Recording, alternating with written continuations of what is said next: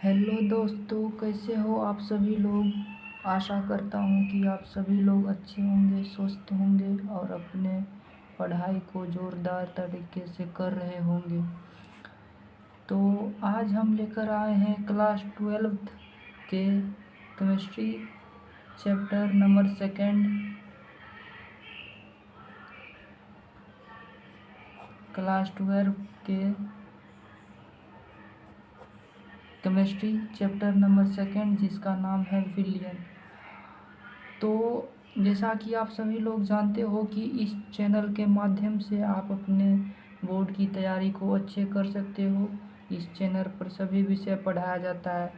Physics पढ़ाया जाता है, केमिस्ट्री पढ़ाया जाता है, मैथ भी होगा, हिंदी भी होगा, इंग्लिश भी, सभी विषय पढ़ाया जाता है जिससे आप अपने बोर्ड के तैयारी में अच्छा नंबर ला सकें। और जो कि 2024 में बोर्ड जो बच्चा देगा उसके लिए ये चैनल बहुत अच्छा है और वो बच्चा ज़रूर इस चैनल को सब्सक्राइब करें और इस चैनल से जुड़कर अपने पढ़ाई को और अच्छा बेहतर बनाएं। तो चलिए, आज हमारा टॉपिक है यानी चैप्टर का नाम है विलियन। तो सबसे पहले हम समझेंगे कि विलियन कहते किसको हैं, विलियन क्या होता है। तो चलिए जानते हैं विलियन क्या होता है। यदि दो या दो से अधिक रासायनिक अभिक्रियाशील पदार्थों को परस्पर मिलाने से सामग्री मिश्रण बने तो इस मिश्रण को ही विलयन कहते हैं। जब विलयन केवल दो पदार्थों द्वारा बनाया जाए तो इसे द्विआंगी विलयन कहते हैं। विलयन में भी एक द्विआंगी विलयन होता है, तो इसे भी आप लोगों को समझ लेना है कि द्विआंगी विलयन किसे कहेंगे। जब विलयन केवल दो पदार्थों द्वारा बनाया जाए तो उसे द्विआंगी विलयन कहते हैं। अब दोस्तों ये बात जान लो कि विलयन को बनने के लिए दो चीज़ों की आवश्यकता पड़ती है, एक होता है विलायक और एक होता है विलय। विलयन के लिए दो चीज़, विलायक और विलय। अब विलायक किसे कहेंगे और विलय किसे कहेंगे। जिसमें घोला जाए उसे विलायक कहते हैं, जिसकी मात्रा अधिकतम हो, और विलय जिसको घोला जाए। ये अभी आप लोग समझ नहीं पाएंगे। जैसे ये हमारा गिलास है और इसमें हमारा पूरा पानी भरा हुआ है और इसमें हम ऊपर से चीनी मिला दिए, इसमें चीनी मिल गया तो जो पानी था, इसमें जो पानी था वो क्या था, वो विलायक था, क्योंकि पानी में चीनी को घोला गया है और उसकी मात्रा भी अधिक थी, तो वो पानी क्या हो गया, विलायक। पानी इसमें विलायक था। और यहाँ पर चीनी क्या था, यहाँ पर चीनी विलय था। तो विलायक और विलय आप लोग समझ गए होंगे। अब है सांद्रता पद। सांद्रता पद,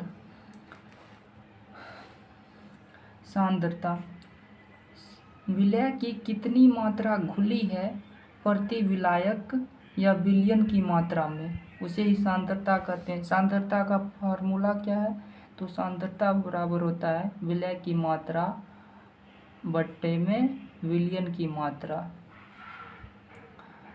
यहाँ पर देख सकते हैं ये विलय और विलयन द्रव्यमान आयतन सब मोल में होगा।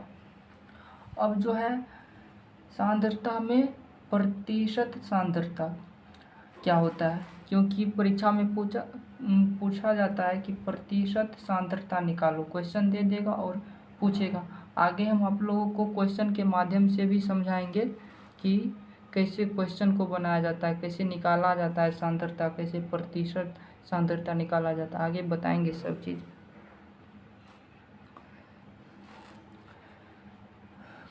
विलय की मात्रा जो 100 इकाई विलयन में घोली गई है उसे ही प्रतिशत सांद्रता कहते हैं।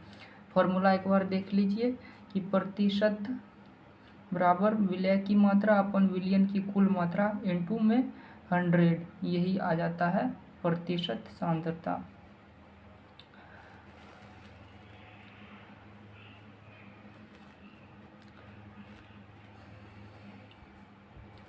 अब यहाँ पर इसके आयतन द्रव्यमान मोल अगर देखिए कि 6% शर्करा विलयन है तो 6 ग्राम शर्करा को प्रति 100 ग्राम विलयन में, तो इस प्रकार से हम लोग प्रतिशत सांद्रता निकालते हैं। ये तो क्वेश्चन नहीं है, क्वेश्चन के जब हम क्वेश्चन करेंगे तो आप लोगों को बेहतर तरीक़ा से समझ आएगा। तत्काल के लिए ये समझते हैं हम लोग टॉपिक सेकंड, जिसका नाम है मोल प्रभाज। मोल प्रभाज किसे कहते हैं? विलय की मोल मात्रा में 1 मोल विलयन में घोली गई है, उसे मोल प्रभाज। आगे देखिए,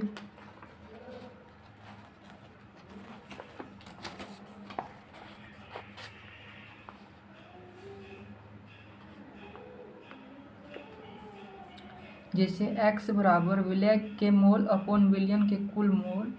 विलय अगर b है और विलायक अगर a है तो XA प्लस XB बराबर 1 होगा। और एक और होता है वो है XB बराबर NB upon NA plus NB होगा। अब यहाँ पर देखिए कि ppm सांद्रता क्या होता है। विलयन की मात्रा में कुल 10⁶ मात्रा विलयन में घोली गई है, उसे ही कहेंगे ppm सांद्रता। ये इसका फॉर्मूला क्या होता है? तो इसका फॉर्मूला होता है विलय का द्रव्यमान अपॉन विलयन की कुल द्रव्यमान गुने 10⁶ ये होता है इसका फॉर्मूला। अब मोलरता सांद्रता, विलय की कुल मात्रा जो कुल 1 लीटर विलयन में घोली गई है, उसे मोलरता सांद्रता कहते हैं। इसका फार्मूला होता है, इसको हम लोग m से डिनोट कर सकते हैं, m से। और इसका फार्मूला होता है m बराबर विलय के मोल अपॉन विलयन के आयतन लीटर में होना चाहिए।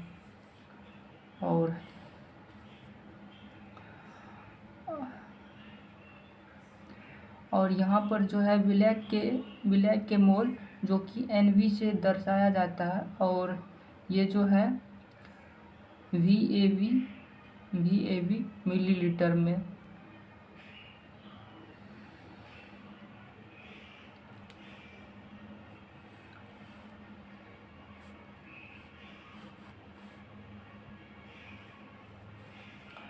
अब ये है मोललता सांद्रता, विलय की मोल मात्रा को जो कुल 1 किलोग्राम विलायक में घोली गई है, वो मोललता सांद्रता होता है। उसका फॉर्मूला होता है NV क्या है यहाँ पर? विलय के मोल। यहाँ पर जैसे देखें ना, NV क्या है? विलय के मोल अपॉन विलायक के द्रव्यमान किलोग्राम में। और उसी को जब हम संकेत के रूप में लिखते हैं तो इस प्रकार से लिखते हैं m बराबर NB इंटू 1000 अपॉन WA ग्राम में।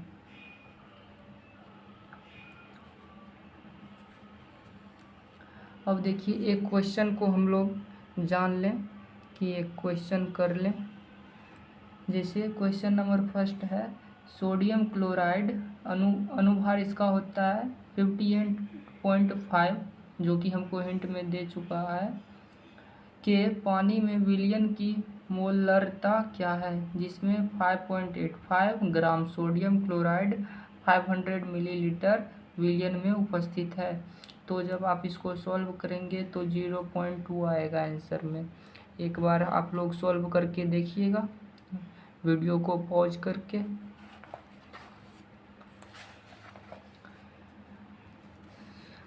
हो गया? तो चले हम लोग देखते हैं उसका कैसे सॉल्व किया जाता है। तो देखिए कैसे होगा। अणु के मोलों की संख्या क्या है? 5.85 था और 58.5 था। तो इसको हम लोग क्या किए, तो इसको हम लोग दशमलव को उड़ा दिए और हमारा जो कट के आंसर आया वो 0.1 आया। तो अब जो है हमको क्या निकालना था? मोलरता निकालना था, मोलरता निकालना था। और उसको हम लोग क्या से डिनोट करते हैं? m से डिनोट किया जाता है। और उसका फार्मूला क्या होता है, उसमें उसके फार्मूले के अनुसार विलय के मोल और अपॉन में विलियन के, तो और इंटू में 1000 से गुना करते हैं। तो उसी प्रकार यहाँ पर हुए हैं। तो यहाँ पर हमारा जो कट के आंसर आया वो है 0.2, और जैसा कि हम लोग के ऑप्शन में भी था 0.2, और हम लोग का आंसर भी 0.2 ही होगा। हमारा अगला क्वेश्चन है 7 ग्राम नाइट्रोजन और 8 ग्राम ऑक्सीजन के मिश्रण में ऑक्सीजन का मोल प्रभाज है। तो ऑक्सीजन का मोल प्रभाज निकालना है। तो ऑक्सीजन को हम लोग किस से डिनोट करते हैं, O2, और नाइट्रोजन को किस से डिनोट करते हैं, तो N2। तो ऑक्सीजन का कितना दिया गया है, 8 ग्राम है, और यहाँ पर नाइट्रोजन का कितना दिया गया है, 7 ग्राम है नाइट्रोजन का। और हमको निकालना क्या है, ऑक्सीजन का मोल प्रभाज। हमको X0O2 निकालना है, वो हम वाट लगा कर छोड़ दिए, इसको हमको निकालना है। पहले हमको ये देखना है कि कौन कौन चीज़ दिया हुआ है और क्या चीज़ हमको निकालना है, उसके अकॉर्डिंग हम लोग फार्मूला को पुट करेंगे और निकाल लेंगे। तो सबसे पहले हम मोल निकालेंगे, किसमें, ऑक्सीजन में और नाइट्रोजन में। तो 1/4 मोल इसमें भी आया और 1/4 इसमें भी आया। उसके बाद according to formula we will put here that our formula is X oxygen equal to NO2 N small n, यहाँ here is capital N, this is denotes nitrogen, so that our formula here, and we will put 1/4, this is the according to here, because you can see that here we got mole 1/4 and we will put here, यहाँ पर हम लोगों ने put कर दिया। और जैसा कि यहाँ पर जब आप लोग इसको सॉल्व करेंगे तो यहाँ पर नीचे में आ जाएगा 1/2 और 1/4, तब हम लोग कटेंगे तो यहाँ पर 2 आ जाएगा और 1/2 जो कि 0.5 के इक्वल है। तो हम लोग इस प्रकार से निकाल सकते हैं। और जैसा कि आप देख भी सकते हैं कि यहाँ पर हमारा ऑप्शन भी 0.5 दिया गया और ये हमारा सही ऑप्शन हो जाएगा। अब आगे जो है विलेयता ये क्या होता है, विलेय की वह अधिकतम मात्रा जो विलायक की किसी विशेष मात्रा में नियत ताप पर घोली जा सके, विलेयता कहलाती है। एक बार फिर से आपको बता दें, विलेय की वह अधिकतम मात्रा जो विलायक की किसी विशेष मात्रा में नियत ताप पर घोली जा सके, विलेयता कहलाती है। समझ गए। द्रव में ठोस द्रव की विलेयता, तो विलेय प्लस विलायक, इसको क्या होता है, विलयन बनता है। और विलयन से हम लोग विलेय और विलायक प्राप्त कर सकते हैं। जब हम विलेय और विलायक को मिलाते हैं तो विलयन बनता है, उसी प्रकार विलयन से हम लोग विलेय और विलायक प्राप्त कर सकते हैं।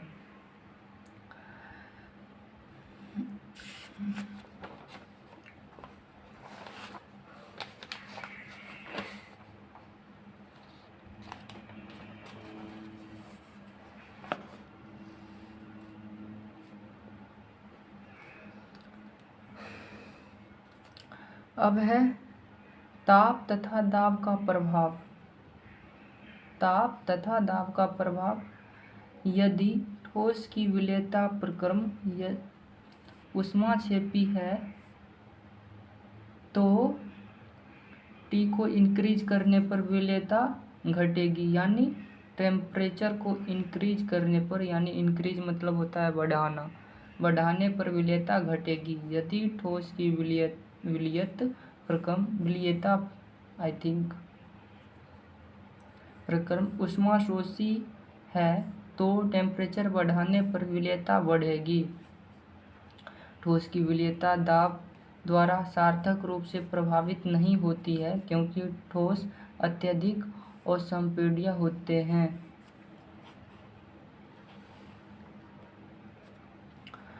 द्रव में गैस की विलीयता, गैस प्लस विलायक क्या होता है, विलयन, और इसका वाष्पीकरण करने पर फिर से हमको ये प्राप्त हो सकता है। यहाँ पर देखिए, यहाँ पर क्या दिया गया है कि दाब बढ़ाने पर विलीयता बढ़ेगी और ताप बढ़ाने पर विलीयता घटेगी।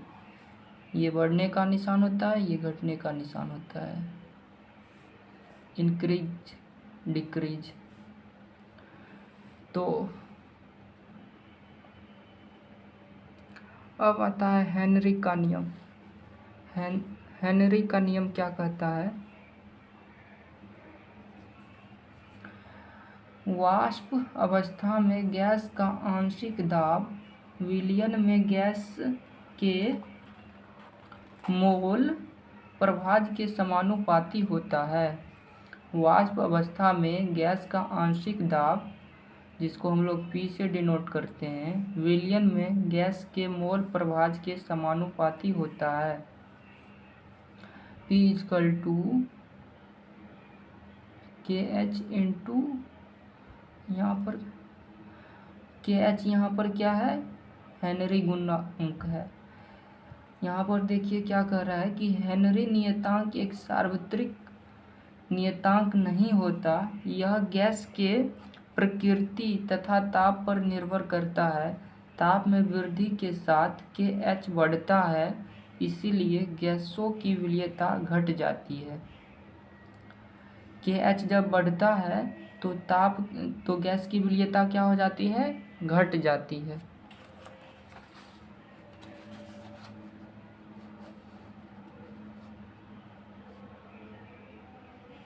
अब है हेनरी के नियम के अनुप्रयोग, जैसे कोल्ड ड्रिंक, गोताखोर, पहाड़ों में जलीय जीव, इस सब में हेनरी के नियम का प्रयोग होता है।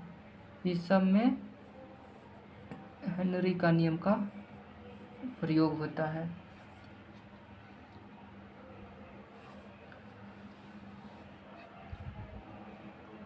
अब एक और क्वेश्चन है, उसको हम लोग देखते हैं कि 298 के ताप पर CH4 का बेंजीन में प्राप्त विलयन का हेनरी स्थिरांक 2 × 10⁵ mmHg यानी मरकरी है।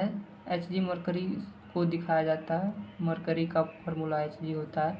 तो 298 के और 760 mmHg दाब पर CH4 की बेंजीन में विलीयता मोल प्रभाज के रूप में होगी।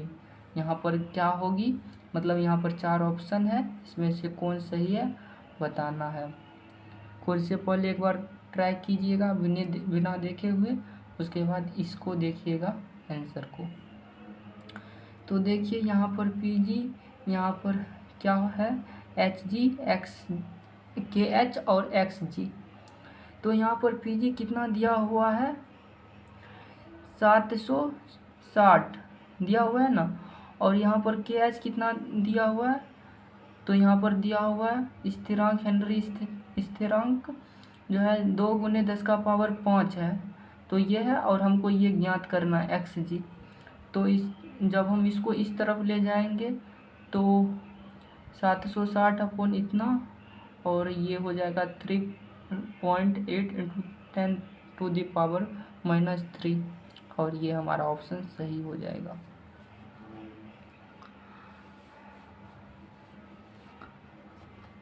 अब है वाष्प दाब।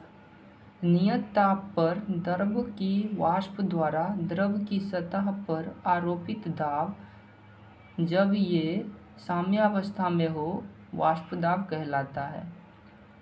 फिर से, नियत ताप पर द्रव की वाष्प द्वारा द्रव की सतह पर आरोपित दाब, जब ये मतलब द्रव तथा इसकी वाष्प साम्यावस्था में हो, तो इसे ही हम लोग वाष्प दाब कहते हैं। यहाँ पर उसको समझाया गया है, इसको समझाया गया है कि जैसे ये बोरोन है, ये सॉलिड अवस्था में है। इसको हम जब मतलब एक्विटिक से गैस की अवस्था में लाते हैं तो यहाँ पर जो है ये विलीयता सॉलिड, और यहाँ पर ये जो है नियत दाब वाष्प दाब, और जब यहाँ पर ये रहता है तो साम्य अवस्था में रहता है, और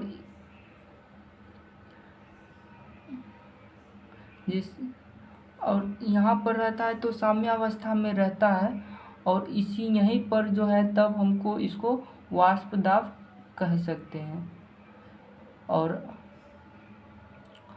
अगला हमारा जो है वो राउल्ट का नियम है। राउल्ट का नियम, इसको हम लोग जान ले एक बार। ये क्या होता है? वाष्पशील द्रव्यों के विलयन में नियत ताप पर किसी अवयव का आंशिक वाष्प दाब शुद्ध अवस्था में उसी अवयव के वाष्प दाब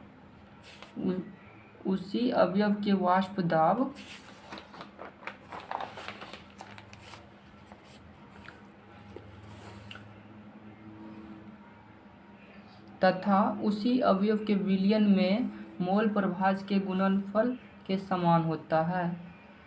तो ये हम लोग समझे आज कि उसी अवयव के विलयन में मोल प्रभाज के गुणनफल के समान होता है। तो आज हम लोग राउल्ट का नियम तक हम लोग आज देखें। राउल्ट का नियम तक हम लोग देखें। अगले लेक्चर में हम लोग इससे आगे पढ़ेंगे।